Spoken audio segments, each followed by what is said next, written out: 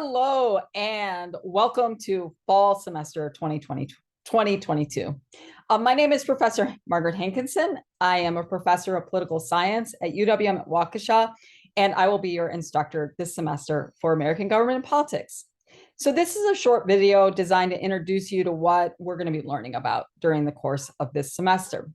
So first thing you should know about is that the course is divided up into 3 units. The first unit is dedicated to learning about the foundations of American government. The second unit, you'll be learning about the institutions of American government. And the third unit is about the politics of American government. So what are you going to be learning about in each of these units? Well, in the first unit, we're going to be taking a look at the values and principles that provide the foundation for democratic governance in the United States. So in this unit, we're going to be reading and learning about some of the key documents associated with the founding of the United States, as well as some of the key historical moments in the founding of the United States. And we'll be placing special emphasis on 2 key documents, the Declaration of Independence and the United States Constitution, because it's in these documents that we really find the important values and principles that define what it means to be an American and also gives us guidance for how our institutions are structured. You'll also be learning about federalism. Federalism is the power sharing relationship that the founders designed to ensure that all of the power isn't in the hands of either the national government or the state government, but that there's a sharing of power between the two, because our founders felt that that was really the best way to govern over this very large territory. In the first unit, you're also going to be learning about civil liberties and civil rights. Civil liberties are the personal freedoms and liberties, freedoms that you have. They're seen as being necessary for really any form of democratic society. And so you'll be learning about freedoms such as the right to freely express yourself, that you can say what your values are and what your political ideas are without feeling like you're going to get punished by the government. You're going to be learning about the right to religion, to freely worship, and to also have a separation between the church and state. You're going to be learning about the freedom of the press, is the freedom of personal autonomy and privacy, and also the freedoms associated with those of the criminally accused, because making sure that those who are accused of crime are treated according to the principles of due process is really an important keystone of a democratic society. So these are just a few of the examples of the civil liberties that you're going to be learning about throughout the course of the semester. And you're also going to be learning about the Supreme Court cases that both expand and contract our understanding of personal liberty. You'll also be learning about civil rights. And so civil rights are the demands that we place on government to make sure that people aren't discriminated against. In other words, that they're treated equally in the eyes of the law, regardless of their race, gender, age, religion, ethnicity, or country of origin.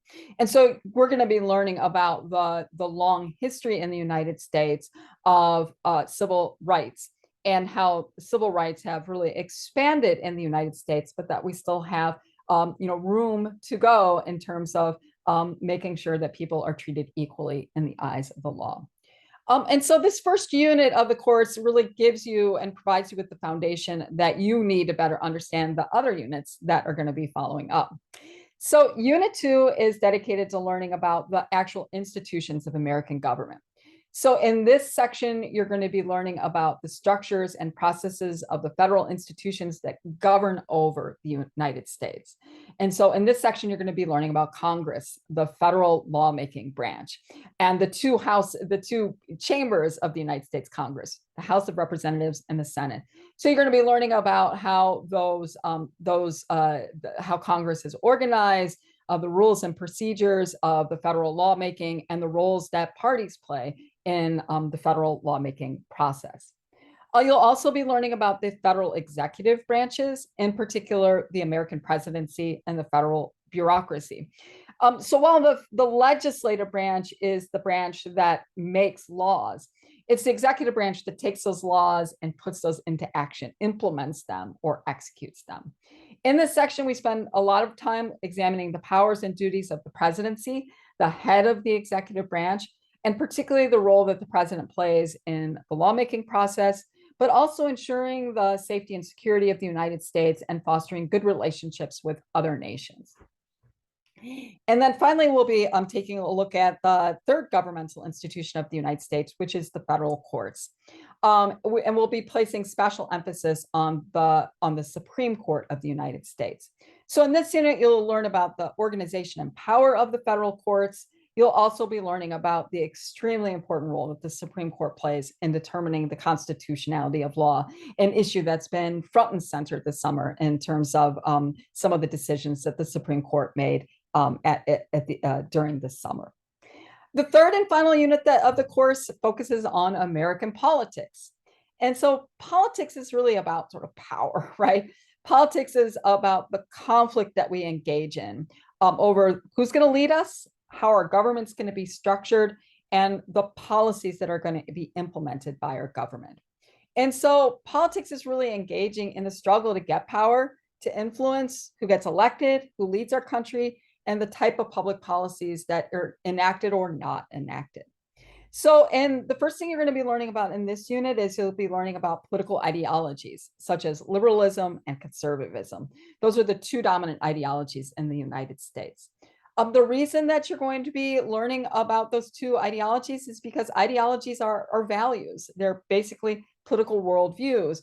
And those political worldviews really dictate the politics that a person engages in, what party they might join, what policies they support, what candidates they are willing to support or campaign for. You'll also be learning about the role that the news media plays in a democracy and the impact that the news media has both negatively and positively on politics in the United States. And then you'll be learning about how you can politically participate. In particular, you'll be learning about voting and other forms of political participation, and you'll be learning about campaigns and elections. So that's basically the major outline of the course and a quick overview of the major sections of the course. You'll be engaging in hopefully some fun and interesting assignments during the course of the semester that gives you an opportunity to apply what you're learning. You'll take exams and you'll take weekly quizzes, but you also get an opportunity to write a letter to your member of Congress, making a case for why they should or should not support a bill that's pending before Congress right now. You write 2 citizenship and action papers, and there are many cool topics to choose from. So you can choose a topic that you're interested in terms of how you're interested in putting your citizenship into action. And you'll also be engaging in several online discussions that give you an opportunity to read cool articles, debate cool issues, and to really learn from your classmates. And so we're going to be doing a discussion on what does it mean to be an American? Should the founders be celebrated? Should we get rid of the Electoral College, etc.? So it's a really fun part of the class. All right, so that's the overview. That's it from me today. I am super excited to start the semester. I can't wait to meet you all. And thanks a lot for listening, and I'll talk to you again soon.